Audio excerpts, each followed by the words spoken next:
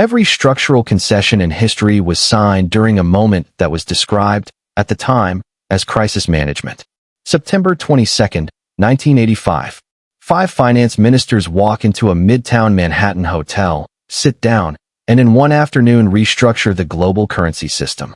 Japan and Apple's economy spends the next 3 decades paying for what happened before dessert. December 2001. A Buenos Aires pharmacist enters her PIN at an ATM on a Tuesday morning and watches the screen tell her that her savings are frozen, not by fraud, not by malfunction, but by government decree signed while she was asleep. November 1997. South Korea, 30 years of uninterrupted growth, an economy rebuilt from rubble into a global manufacturing force, calls the International Monetary Fund, and signs a document that rewrites its financial architecture before the delegation boards the flight home. 3 countries, 3 different decades, 3 completely different political systems. The same mechanism turning underneath each of them, in one direction. We are inside stage 4 of that mechanism right now, not approaching it, inside it. And most of the signals that mark a stage 4 do not appear in the headlines. They appear in the documents nobody reads until the terms have already been set. This video is about the structure underneath the story. If you want to see the mechanism before it becomes the official explanation, subscribe now, because the model we are about to build is what makes the next transition readable before it becomes retrospectively obvious. The system has a name, and understanding how it moves is where we begin. Picture a homeowner refinancing during a period of rising costs, not because the new terms are favorable, but because the existing payment has become unmanageable and every alternative carries a higher immediate price. So they sign. The monthly number drops.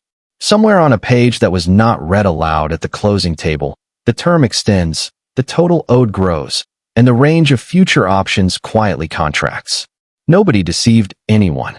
The system did exactly what it was designed to do, which is make continuation less painful than exit, one cycle at a time. That image is the dependency ratchet in miniature. It is not a theory. It is a documented behavioral pattern that appears across different centuries, different continents, and different political systems, always following the same internal logic, always moving in the same direction, always arriving at the same structural destination. It is a policy dependency system, which means it operates not through force but through the gradual elimination of alternatives, until the range of choices available to the dependent party narrows to a single viable path. And that path runs through someone else and Apple's desk. What makes it difficult to identify in real time is that each individual decision inside the system appears rational, even prudent, even necessary. It is only when you step back far enough to see the accumulation of those decisions across time that the direction of movement becomes unmistakable. The ratchet does not need a villain to turn. It only needs the next payment to be less immediately painful than the alternative. This mechanism has 5 distinct stages, and each one feels completely different from the inside, while producing the same structural outcome from the outside. Every ratchet has a click count. This one has 5. Stage 1 is integration. An external relationship, a trade arrangement, a currency peg, a debt market, an institutional framework, becomes embedded in the domestic economy. The terms are manageable. The benefits are visible. The costs are deferred. Think of the moment you accepted a store credit card at checkout because the 0% introductory offer was genuinely useful and the credit limit felt like a buffer, not an obligation. The integration was voluntary. It made sense to begin it. Stage 1 always makes sense. That is not a flaw in the system. It is how the system begins. Stage 2 is deepening. The relationship moves past the point where exit is painless, and the transition is almost never dramatic. The dependent party is now financing its operations through the external relationship, not just supplementing them.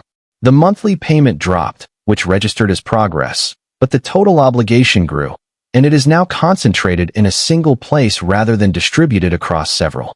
The system looks more organized.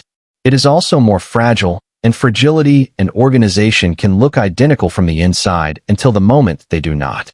Stage 3 is asymmetric vulnerability.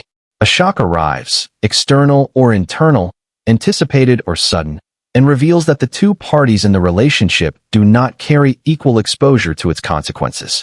The creditor retains options. The dependent party does not. The asymmetry was always there. The shock simply made it impossible to defer acknowledging.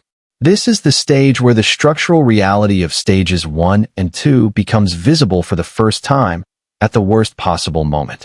That timing is not a coincidence. It is a feature. Stage 4 is concession under pressure. The dependent party makes structural concessions in exchange for continued access to the relationship, policy adjustments, asset transfers, market openings, sovereignty surrenders dressed in the language of reform.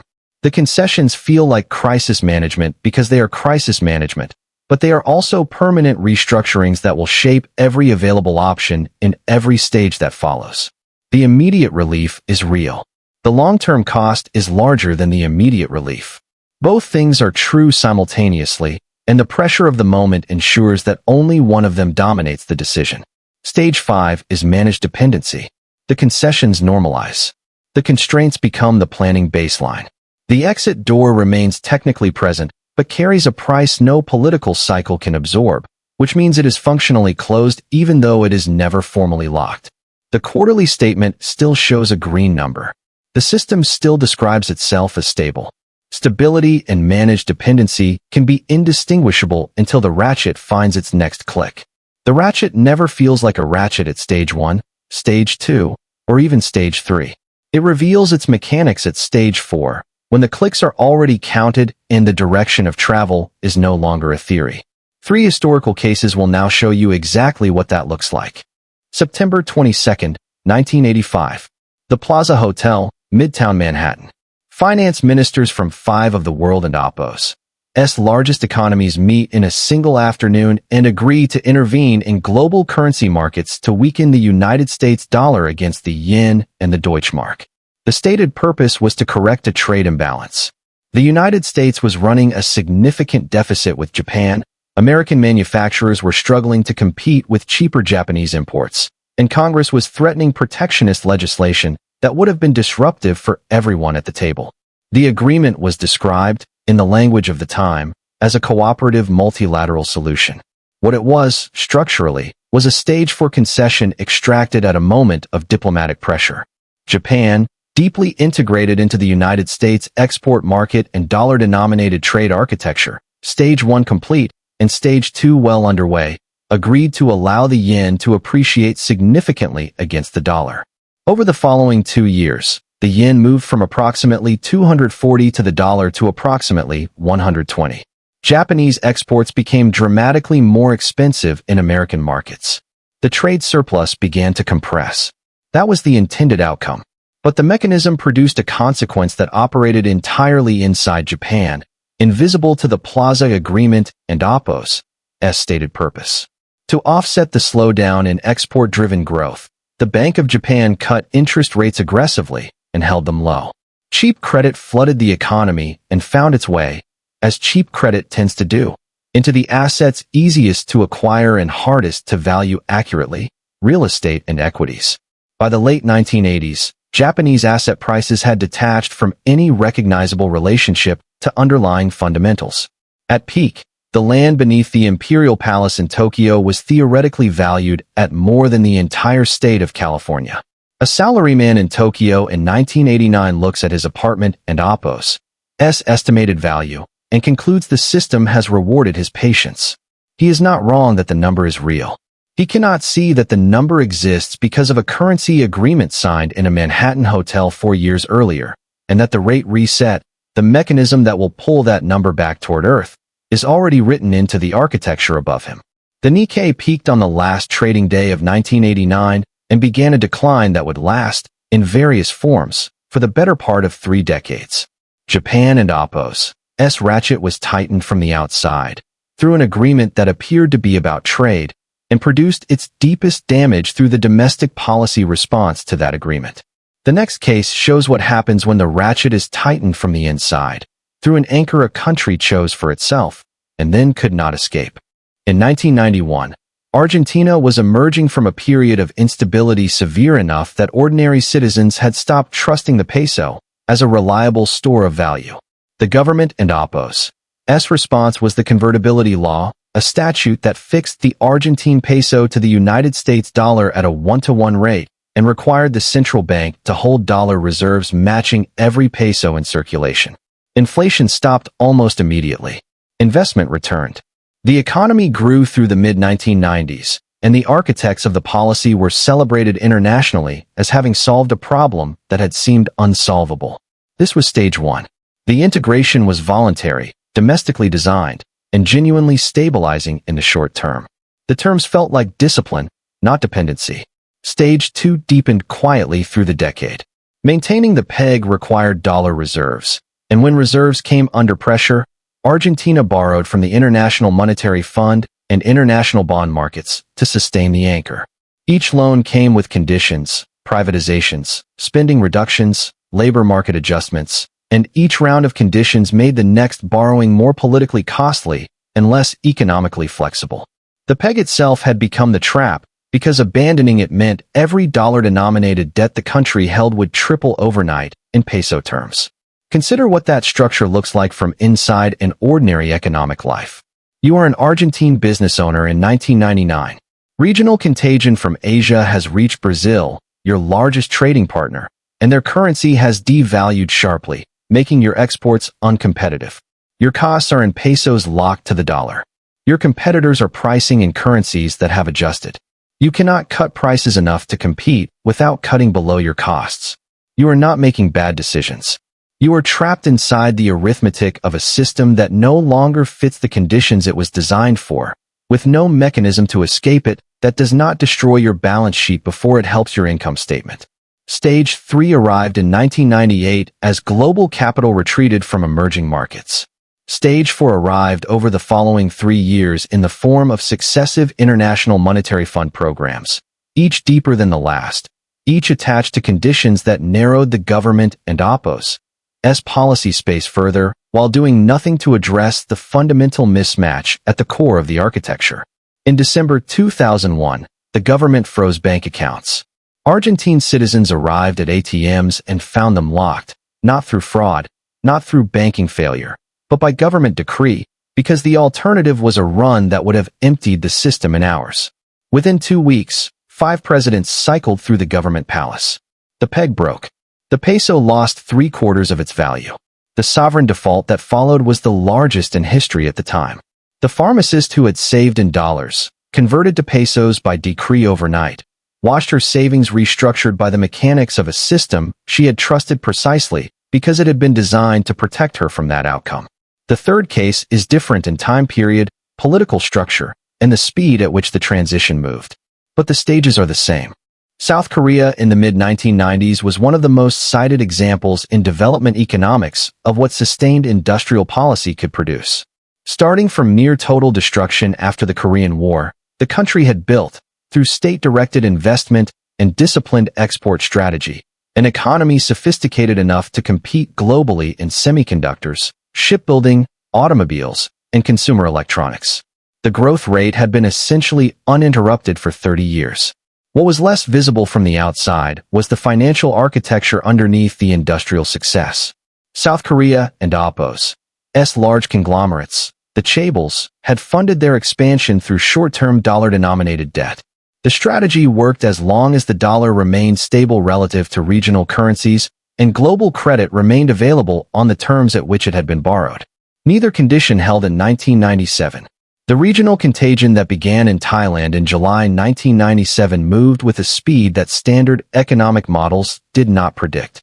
As currencies across Southeast Asia came under pressure, foreign lenders began pulling credit lines from Korean institutions, not because Korean fundamentals had changed, but because the perception of regional risk had changed, and in a system where short-term dollar debt requires continuous refinancing, perception and reality converge faster than any institution can respond. The Bank of Korea and OPPO's foreign reserves depleted within weeks once actual short-term obligations were netted against the available cushion. South Korea called the International Monetary Fund in November 1997. The $58 billion program that followed, the largest international monetary fund program in history at the time, came with conditions. Interest rates were raised sharply.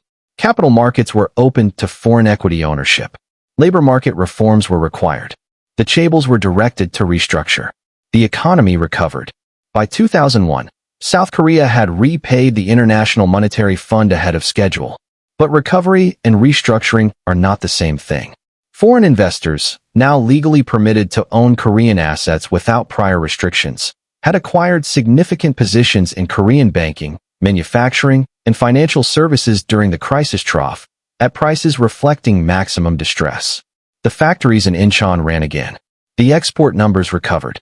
The shareholder registry, however, looked materially different from what it had been before November 1997, and the conditions written into the International Monetary Fund agreement remained as permanent features of the economic landscape long after the loan was repaid. South Korea repaid the debt. It did not repay the structural moment in which the agreement was signed. 3 countries, 3 different institutional triggers, 3 different political architectures. The mechanism underneath each of them was identical. And it is the same mechanism we are now going to map onto the present-day United States, not from the outside looking in, but from the inside, reading the indicators already visible to anyone watching the documents rather than the narrative built around them. Before we move to present-day America, hold the pattern we have established. The dependency ratchet moves through 5 stages: integration, deepening, asymmetric vulnerability, concession under pressure, and managed dependency. One direction. Each stage produces the conditions for the next. The concessions made at stage 4, always under pressure, always framed as crisis management, become the permanent architecture of stage 5. Japan entered the ratchet through a currency agreement signed at someone else and Oppo's request, and spent 3 decades managing the domestic consequences. Argentina built its own ratchet through a monetary peg designed to create stability, and could not exit that peg without destroying the stability it had been designed to protect. South Korea was pulled into the ratchet by a regional contagion it did not create, made structural concessions during its most vulnerable window, and recovered inside a restructured operating environment it did not design. Here is the question the second half of this documentary is built around. The United States has spent 80 years as the external party in this mechanism, the creditor, the source of the lifeline, and the conditions attached to it. What happens when the same model applies to the internal dynamics of the American system itself? Not as external extraction, but as a structural pattern operating on American institutions, American households, and the American fiscal architecture from the inside? The indicators are already present. They are simply easier to read once you know what stage they correspond to. Stage 1, integration, is not a future condition for the United States. It is a completed historical fact. The federal government integrated deficit spending as a permanent operating condition decades ago, not as a crisis response, but as a structural budget assumption. The United States has not recorded a surplus since 2001, and the Congressional Budget Office projects none within any current planning window. The integration happened. The question the model now asks is not whether it happened, but which stage followed. Stage 2, deepening, is visible in the corporate debt architecture built during the low-rate environment of 2020 and 2021, when borrowing was cheap enough that refinancing existing obligations and issuing new debt at extended maturities was the rational choice for nearly every institutional borrower.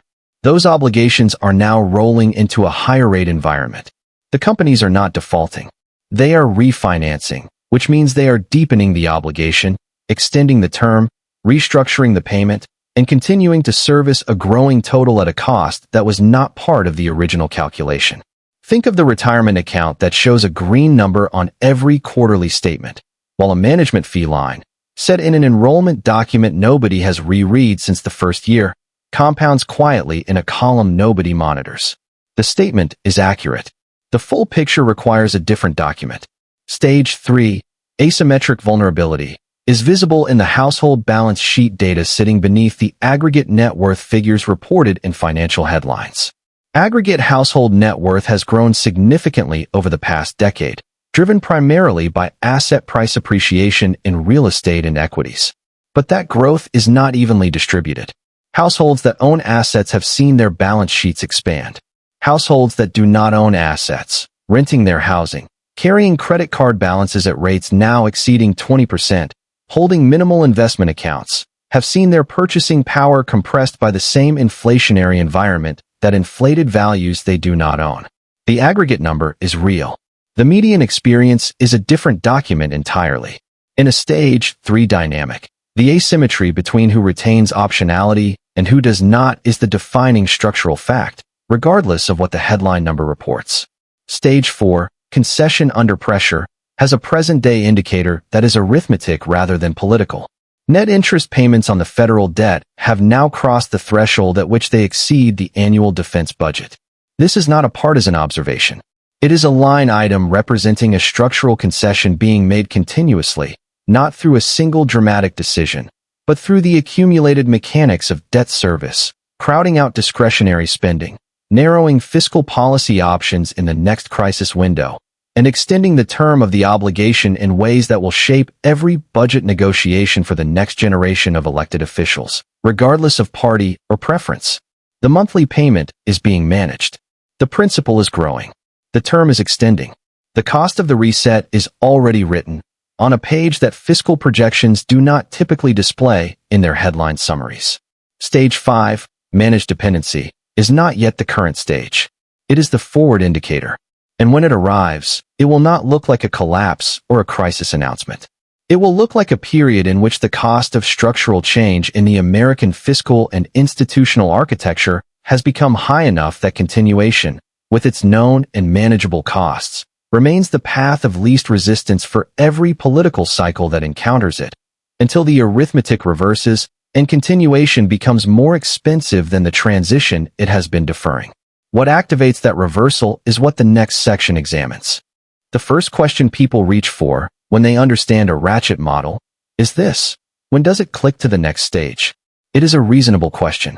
It is also the wrong one, because it assumes the trigger will be a single identifiable event, a date, a number, a decision, rather than a threshold, which is what it actually is.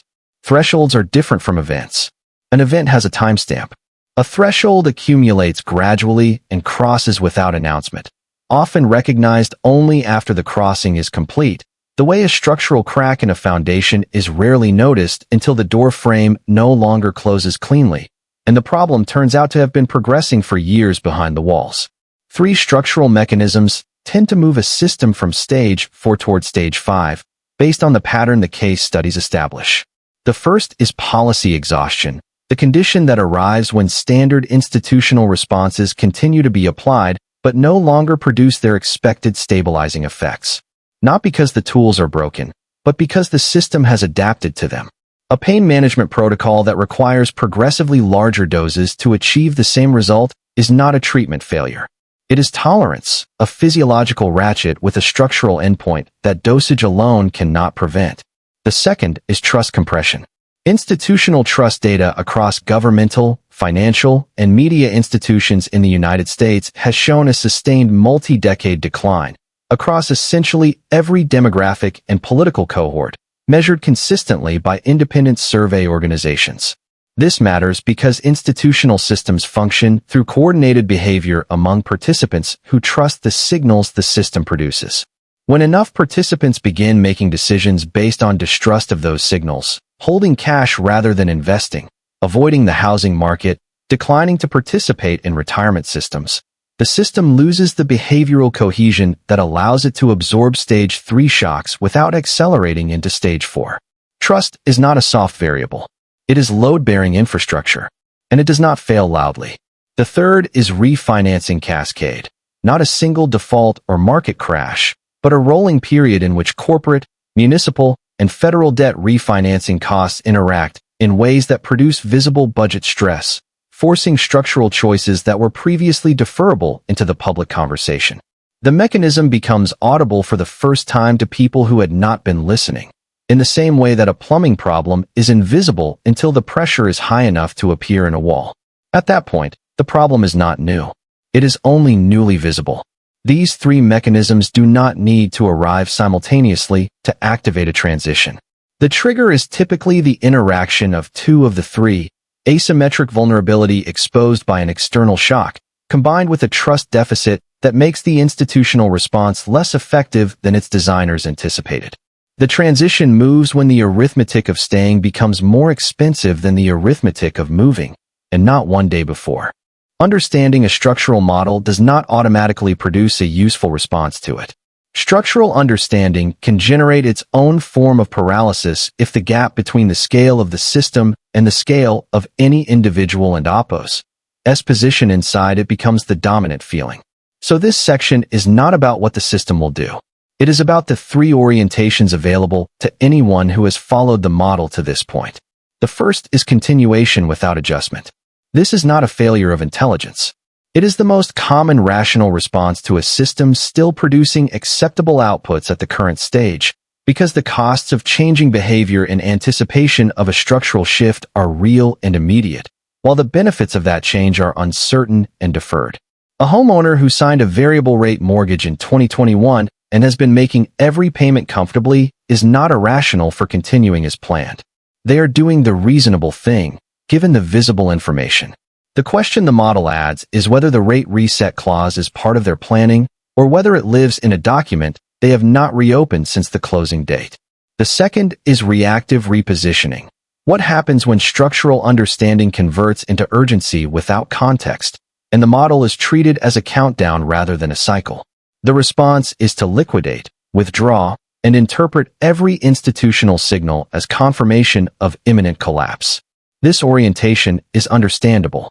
It is also counterproductive, not only because reactive moves in complex systems absorb costs that patient positioning avoids, but because volatility created by mass reactive behavior is a resource that better capitalized participants are structurally positioned to absorb and benefit from. Panic is not a neutral condition. It is a transfer mechanism. The third is structural awareness with adaptive positioning. Not a specific trade, not a prescribed allocation. A cognitive shift that changes the questions being asked before those questions become urgent. Which stage are we in? Who retains optionality at this stage? What is the cost of available adjustments today, and how does that cost change if the transition to stage 5 occurs before they are made? What decisions, available now at known cost, would expand the range of responses available later, when costs and options may both look different? Think of the person who sits down with their insurance renewal every year and actually reads the coverage exclusions, not because they expect to need them that month, but because the moment you need them is the wrong moment to learn what they say. The exclusions were the same document every year. The difference is whether you understood them before or after the claim. The system does not require your fear. It does not require your compliance. It requires only that you not examine the mechanism closely enough to understand what it is doing and on what timeline. Every case in this documentary was described by the participants inside it, in real time, as stable, necessary, or managed. The finance ministers at the Plaza Hotel believed they were correcting an imbalance, not initiating a bubble. The architects of Argentina and Oppos's convertibility law believed they were building an anchor, not a trap. The South Korean officials who signed the International Monetary Fund Agreement in November 1997 believed they were managing a liquidity crisis, not restructuring their economy and Oppos's ownership architecture for the next generation. They were not wrong about what they were doing in the moment. They were missing what the moment was doing to the structure. The dependency ratchet does not require bad intentions. It requires only that each individual decision inside the system appears rational given the immediate conditions, and that the accumulation of those decisions across time produces an outcome that no individual decision was designed to create, and that none of the participants, at any stage, would have agreed to if it had been presented to them in full at stage 1. The 5 stages are not inevitable in the sense that they cannot be interrupted. Systems have been reorganized and restructured at stage 3 and stage 4 before, when the political will to absorb the cost of restructuring existed before the cost of continuation exceeded it. But that window is stage 3, not stage 4. It requires seeing the mechanism before the pressure of the moment makes the concession feel like the only available response. The United States is a large, complex, institutionally sophisticated system. It has navigated stage 4 dynamics before and reorganized around new operating conditions. The model does not predict collapse. It identifies a direction of travel, a stage of that travel, and the structural mechanics that determine how long each stage holds before the next click arrives. We are in stage 4. The indicators are in the budget line items, the refinancing structures, the household balance sheet divergence, and the institutional trust data that has been compressing across every demographic cohort for longer than most people have been watching. None of those indicators are hidden. They are in the documents. They are simply easier to read once you have a model that tells you what you are looking at. The system does not care whether you believe in it. That is not a warning. It is a structural fact. The ratchet turned through Japan and Oppo's lost decade whether or not Japanese savers understood the Plaza Agreement and Oppo's domestic consequences. It turned through Argentina and Oppo's collapse whether or not the pharmacist understood the International Monetary Fund and Oppo's conditions. It turns through every stage at the pace the arithmetic sets, indifferent to the beliefs, the politics, and the preferences of the people whose decisions it is quietly shaping. The question worth sitting with, not in panic, not in paralysis, but in clear structural awareness, is a simple one. If the mechanism was always visible to anyone who looked closely enough, what does it mean that most people continue to find reasons not to look? On this channel, we continue tracing the mechanism as it moves. The next examination looks at the specific signals that have historically marked the boundary between Stage 4 and Stage 5, not to predict when the transition arrives, but to understand what it looks like before it becomes the retrospective explanation for everything that followed. The ratchet is already audible. The only question remaining is whether you are listening to the mechanism or to the story being constructed around it.